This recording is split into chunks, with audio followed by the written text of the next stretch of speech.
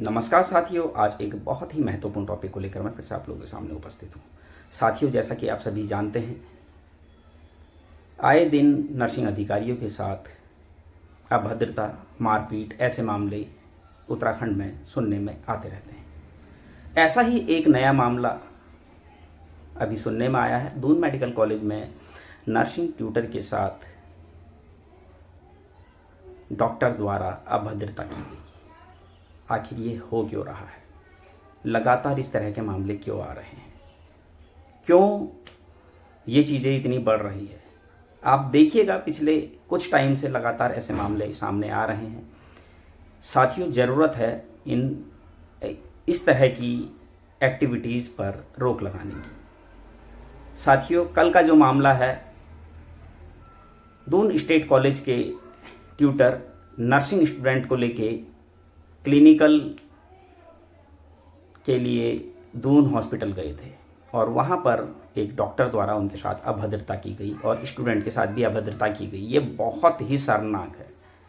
कहीं ना कहीं ये इस बात को दर्शाता है कि ऐसे लोगों की मानसिकता नर्सिंग अधिकारियों के प्रति बहुत ही खराब है। आखिर ये हो क्यों रहा है? साथियों, इस मामले में उत्तराखंड रजिस्टर्ड नर्स एसोसिएशन की प्रदेश अध्यक्ष भारती जुयाल मैम ने भी स्टेप लिया है। उन्होंने भी कड़े शब्दों में इसका विरोध कर दिया है और उन्होंने अल्टीमेटम दिया है और जल्द से जल्द इस पर उचित कार्रवाई नहीं की गई तो उग्र आंदोलन किया जाएगा। मेरी भी साथियों आज जो ट्यूटर हैं दीपक सर, उनसे बात हुई और उनसे सारी बात हुई, सारा प्रकरण मेरे द्वारा जाना गया और मैंने उनसे पूछा भी कि इस मामले में मुझे किस तरह से आपकी हेल्प करनी है, अगर कोई भी हेल्प चाहिए तो आप बताइए। तो अभी दीपक सर ने मुझे कहा है कि वार्ता चल रही है, अगर वार्ता सफल हो जाती है तो ठीक है, अगर सफल नहीं होती है तो मुझे बताएंगे आगे हमने क्या स्टेप लेना है। साथियों, हमको एक होकर इस तरह के लोगों का विरोध करना है।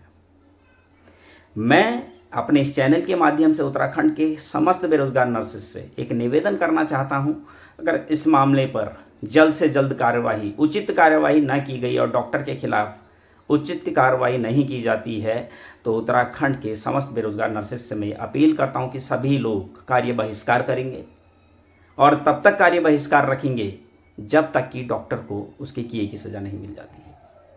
अगर आज हम एक होकर ऐसे लोगों का विरोध नहीं करेंगे तो याद रखिएगा, भविष्य में हमारे साथ कभी भी कुछ भी हो सकता है। कोई भी आकर मुंह उठाकर हमारे साथ अभद्रता कर सकता है, हमारे साथ मारपीट कर सकता है। आप देख रहे हैं लगातार ऐसे मामले आ रहे हैं। सुशीला तिवारी में सबसे पहले गौरव उप्रेती नर्सिंग अधिकारी के साथ डॉक्टर द्वारा मारपीट की जाती है। उसके बाद सुशीला तिवारी में ही एक नर्सिंग अधिकारी पूजा के साथ मरीज के अटेंडर द्वारा मारपीट की जाती है। लगातार इस तरह के मामले आ रहे हैं। लेकिन साथियों, सुशीला तिवारी के जो 2 मामले थे, इन मामलों में हमने उनके ऊपर केस किया, आज भी वो केस चल रहे हैं, आज भी वो लोग परेशान हैं। आज भी गौरव उप्रेती वाले मामले में डॉक्टर परेशान चल रहा है, कई बार कॉम्प्रोमाइज़ का दबाव बना चुका है, लेकिन हम कॉम्प्रोमाइज़ नहीं कर रहे हैं। इसी तरीके से पूजा वाले केस में भी अटेंडर के खिलाफ हमने केस किया था। अटेंडर लगातार दबाव बना रहा है कि आप प्लीज़ केस वापस ले लीजिए, लेकिन हम केस वापस नहीं ले रहे हैं। इन लोगों को पता चलना चाहिए कि बिना वजह किसी के साथ अभद्रता करना, बिना किसी वजह के किसी के साथ मारपीट करने का अंजाम क्या होता है। साथियों, ऐसा ही मामला एम्स ऋषिकेश में भी हुआ था। उस समय भी मैंने जो पीड़िता थी, जिनके साथ डॉक्टर द्वारा अभद्रता की गई थी, उनसे मेरी बात हुई थी और उनसे भी मैंने उनको भी पूर्ण आश्वासन दिया था कि आप जब कहेंगे, जहां पर कहेंगे, एलिंग वेलफेयर नर्सेज फाउंडेशन आपके साथ खड़ा रहेगा। उस मामले में मैंने उनको पूरा आश्वासन दिया था। मैंने उनसे कहा था आपको जब मेरी ज़रूरत होगी आप बुला सकते हैं, और उन्होंने कहा था अगर मामला नहीं निपटेगा तो जल्द से जल्द हम आपको बुलाएंगे, लेकिन मामला निपट गया। इसी तरीके से साथियों, आज भी मेरी बात स्टेट कॉलेज के जो ट्यूटर हैं उनसे हुई और मैंने उनको पूरा आश्वासन दिया कि सर आप जहाँ कहेंगे, जिस तरह से भी कहेंगे, हम आपके साथ खड़े हैं, आप जहाँ पर कहेंगे हम पहुँचेंगे। और ये हमारी नैतिक जिम्मेदारी बनती है कि हम अपने प्रोफेशन के हर एक शख्स के साथ जुड़ कर रहें। अगर हम जुड़ कर रहेंगे, हम एक होकर रहेंगे तो किसी बाहर वाले में इतनी हिम्मत नहीं कि वो हमारे खिलाफ या हमारे लोगों का शोषण कर सके। आज ज़रूरत है हम लोगों को एक होकर इन लोगों के खिलाफ लड़ाई लड़ने की। आज हम लोगों को ज़रूरत है अपने अधिकारों के, जो हमारे अधिकारों का हनन हो रहा है, आज जो हमारे अधिकारों को रौंद दिया जा रहा है पैरों तले, उनको बचाने की, उनके खिलाफ जो लोग खड़े हैं उनका विरोध करने की।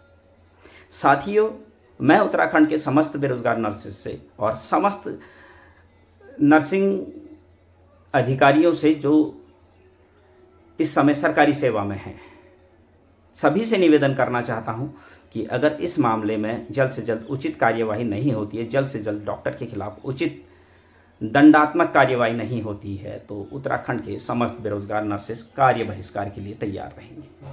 उम्मीद करता हूं कि दीपक जी को और जितने नर्सिंग अधिकारियों के साथ अभद्रता की गई, वो डॉक्टर के द्वारा जल्द से जल्द माफ़ी मांगी जाएगी और जल्द से जल्द इस प्रकरण को उचित, बिल्कुल सही तरीके से सुलझाया जाएगा। अगर इस मामले में उचित कार्यवाही नहीं होती है, एलिंग वेलफेयर नर्सेज फाउंडेशन आज इस वीडियो के माध्यम से बता देना चाहता है, उक्त डॉक्टर के खिलाफ दून हॉस्पिटल के बाहर एलिंग वेलफेयर नर्सेज फाउंडेशन अनिश्चितकालीन धरने पर बैठेगा, जब तक कि उस डॉक्टर के खिलाफ उचित कार्यवाही नहीं होती है। धन्यवाद।